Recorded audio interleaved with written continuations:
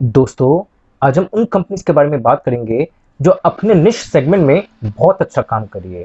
They are literally like market leaders in their respective segments. पहला company का financials का बात करें तो इसका ऑपरेटिंग प्रॉफिट मार्जिन यानी OPM has been around 13% over the years और इसका सीएफओ यानी cash flow from operations has been positive और केपेक्स यानी कैपिटल एक्सपेंडिचर करने के बाद इसका एफसीएफ यानी free cash flow has also been positive. बहुत कम कंपनीज का दोनों पॉजिटिव होता है, so that's a very good sign. Company का डेट इक्विटी रेशियो इज 1.2। हाँ, ऐसे देखा जाए तो काफी हाई है, पर एट द सेम टाइम उसके पिछले साल तो 2.8 था, तो हिसाब से कम है। और उसके पीछे कारण है, जबरदस्त कैपिटल एक्सपेंडिचर की है कंपनी। इनफैक्ट लास्ट 4 इयर्स का अगर कंबाइंड कैपिटल एक्सपेंडिचर देखे तो उसको कंबाइंड करके भी उससे करीबन 3 गुना ज्यादा की है। तो इमेजिन किस रूप में इसका केपेक्स हुआ है। रिसीवेबल डेज 1 महीने का है केवल, पर वर्किंग कैपिटल ऑलमोस्ट 5 महीने का है।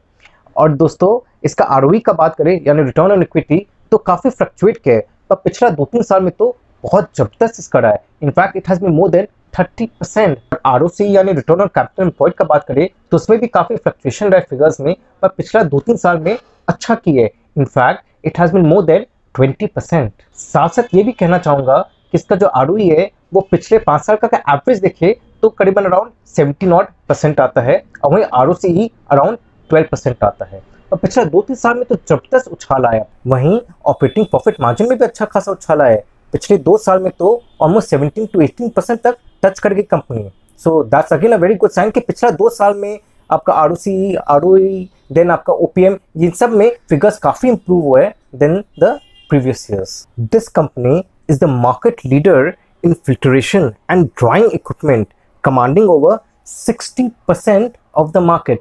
In fact, the company manufactures 400 filters per year और उनका कहना है कि it is the highest in the world. Company का फ्लैगशिप प्रोडक्ट हो गया आपका ANFD यानी Agitated Nashif Filters and Dryers और उसके अलावा it also manufactures exotic alloy equipment and composite materials cladded with Hysteralloy, then Econel, then Monel, nickel and titanium.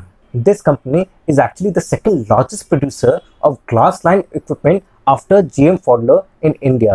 In fact, GM Pfaudler का 50% market share है और इस company का 30%। Company का इतना बढ़िया ट्रैक रिकॉर्ड है। In fact, the company has some of the largest product orders, largest reactors and largest storage tanks in the country. Company को एक single order more than 250 equipment का मिला और एक और बार कंपनी ने ये ग्लास लाइन इक्विपमेंट मैन्युफैक्चर किया which was up to 40,000 liters in size. The company also claims to have the only pilot plant and research and development facilities of its kind amongst the process equipment manufacturers in the country. Company चाहती है कि it becomes a chemical engineering solution provider rather than just an equipment manufacturer. और इसलिए continuous innovation के कारण it has optimized every step of fabrication process with special purpose machines developed and built in-house by its team of engineers.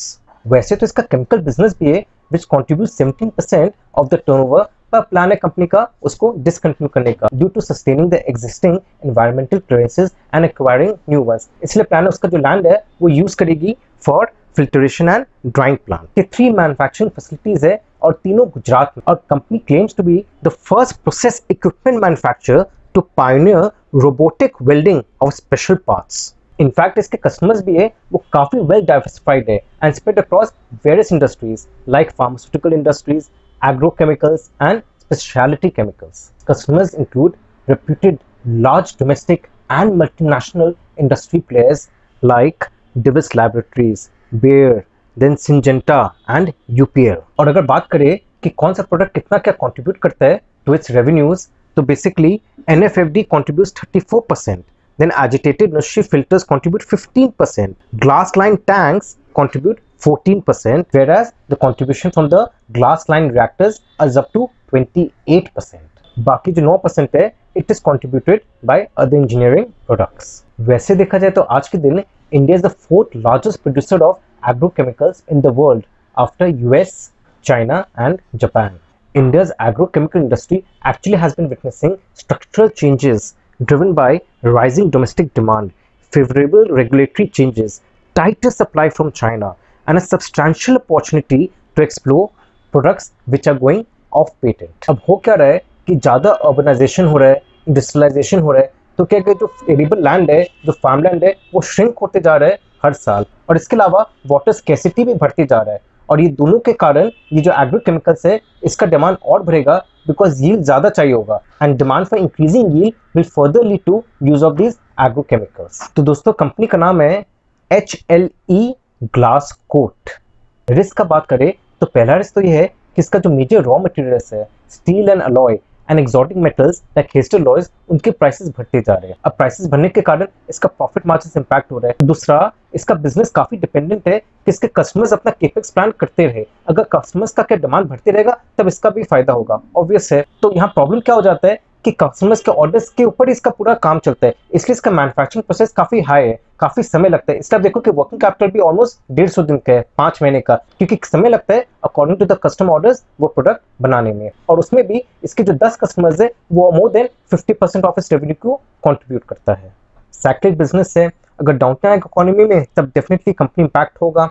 और तीसरा कि skill man power चाहिए, जिसका हमेशा दरकार रहता है कंपनी को। तो अगर skill man power on time नहीं मिला तब it's operations will be hampered, और कंपनी जितना भी केपेक्स किए उसका जो रिटर्न्स है वो शुरू हो जाएगा आना इन द फाइनेंशियल ईयर 2022-23। और अगर एसेट टर्नओवर रेशियो के हिसाब से देखा जाए विच इज 3, तो हिसाब से आपका जो मार्केट कैप है that would increase to almost around 35% in the next 2 years। आगे बढ़ने के पहले ये भी बता दूं कि अगर आप मेरा मॉडल पोर्टफोलियो ऑफ 25 स्टॉक्स के बारे में जानना चाहते हैं तो एनुअल सब्सक्रिप्शन है 15,000 का, यानी सालाना 15,000। और बाकी डिटेल्स के लिए आप नीचे डिस्प्ले मेरा ईमेल एड्रेस या फोन नंबर में कॉल कर सकते हैं। अब अगला कंपनी की तरफ चलते हैं, और ये कंपनी मैन्युफैक्चर करती है surfactants and other speciality ingredients for the personal care and home care industries. In fact, company produces wide range of cosmetic ingredients, including active ingredients, ultraviolet protection and functional products। इसलिए इसके products काफी companies जो FMCG sector को belong करते हैं वो उठाते हैं। FMCG माने fast moving consumer goods sector, और इस कारण से इसके प्रोडक्ट्स का वेरियस एप्लीकेशन है, including skin care, hair care, oral care, body wash, sun care, household cleaners and also fabric care segments. इस कंपनी के जो प्रोडक्ट्स है सर्फैक्टेंट्स एंड स्पेशलिटी केमिकल्स, वो सब यूज होते हैं as intermediate raw materials in the HPC products, यानी hygiene and personal care products. इसलिए द FMCG सेक्टर इसके मेन कस्टमर्स है, और इससे बहुत बड़े कंपनी को फायदा होता है। क्यों? क्योंकि जो FMCG सेक्टर है वो इतना साइक्लिक नहीं है compare to the other sectors, क्योंकि जो FMCG प्रोडक्ट्स है वो हमेशा बिकते रहते हैं, चाहे इकोनॉमी में कितना डाउनटाउन हो जाए, ये सब प्रोडक्ट्स हमेशा बिकेंगे, और उस कारण से ये कंपनी को भी कोई खास प्रॉब्लम नहीं होगा even during adverse circumstances.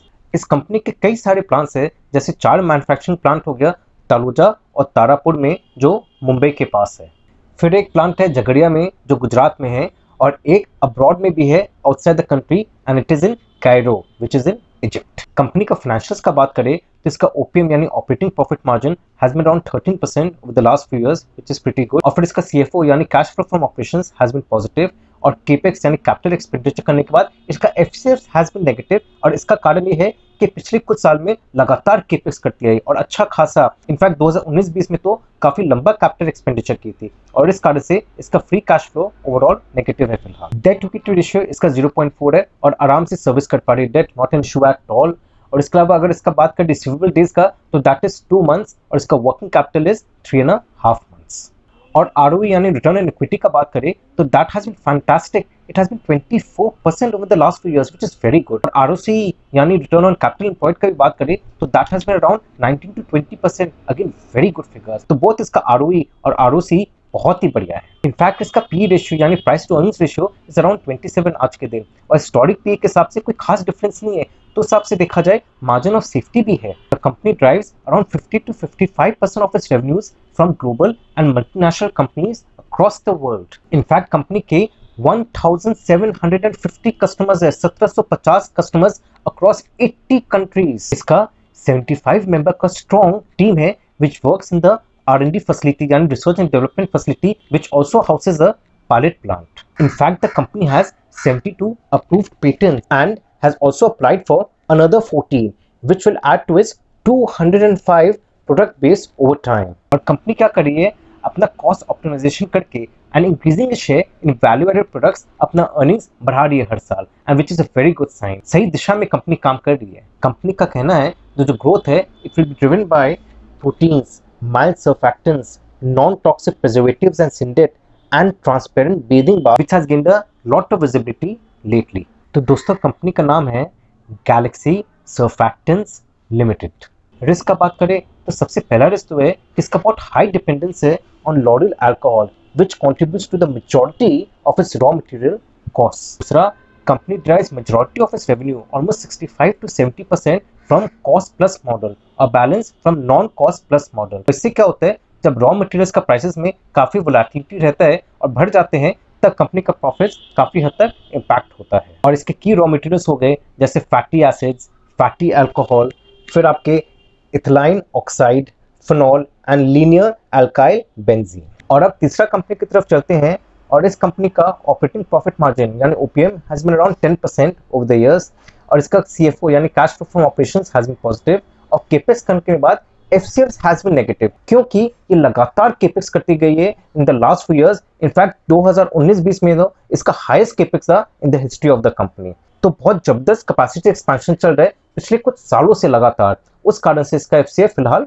Negative है। Debt to equity ratio is 1.6, yes definitely it is on a higher side, पर फिलहाल इसका interest coverage ratio is good enough, तो आराम से अपना डेट सर्विस कर पा रही है। वैसे देखा जाए इसका डेट इक्विटी रेशियो एक्चुअली पहले और भी ज्यादा था, कहीं ज्यादा, इनफैक्ट 3 तक भी था, तो रिड्यूस करती गई है पिछले कुछ सालों में। बट क्या डेट तभी भी इसका है हाई क्योंकि इसका कैपेसिटी एक्सपेंशन काफी रहा है।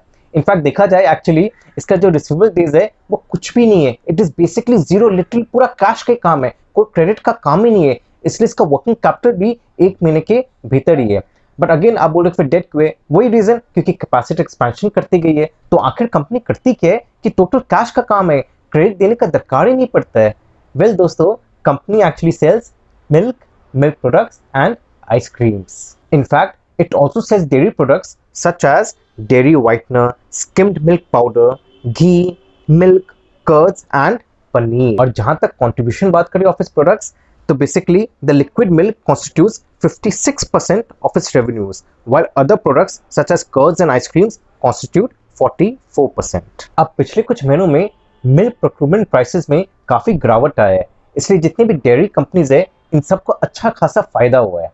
और क्यों मिल्क प्रोक्यूरमेंट प्राइसेस में गिरावट आया, क्योंकि there has been a reduction in demand from hotels, restaurants and catering businesses and also business to business यानी B2B consumers due to this virus. But at the same time global skim milk powder में भी 10% का गिरावट आया, जिसके कारण जो उस मिल्क है उसके प्राइसेस इंपैक्ट हुए। पर यहाँ कंपनी को खास कोई प्रॉब्लम नहीं हुआ क्योंकि milk is an essential product, इसलिए इसका जो मार्जिन है वो स्टेबलाइज रहा। जैसे मैंने कहा कंपनी फुल एक्सपेंशन मोड में, इसलिए कंपनी का जो एक प्लांट है महाराष्ट्र में वो एकदम रेडी फॉर प्रोडक्शन हो गया है, और फरवरी से यहाँ फुल फ्लेजेड कमर्शियल प्रोडक्शन शुरू हो जाएगा। और ये plant basically milk and milk products बनाएगी।